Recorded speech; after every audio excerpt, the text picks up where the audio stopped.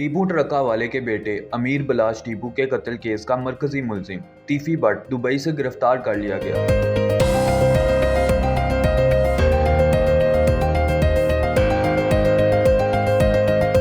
Police राय के मुताबिक ख्वाजा तारीफ भट्ट उर्फ तीफी भट्ट को इंटरपोल की मदद से दुबई में हिरासत में लिया गया और अब इसे जल्दी पाकिस्तान मुंतकिल किया जाएगा। याद रहे कि अमीर बलाज टीपू को 18 फरवरी 2024 में लाहौर में एक शादी की तकरीब में फायरिंग करके कत्ल किया गया था। इस वाक़े में कई लोग जख्मी भी हुए, जबकि मौका पर एक हमला आवर भी मारा गया। इससे पहले इस केस के एक और मुलजिम एहसन शाह मुबैना पुलिस मुकाबले में हलाक हो गया था।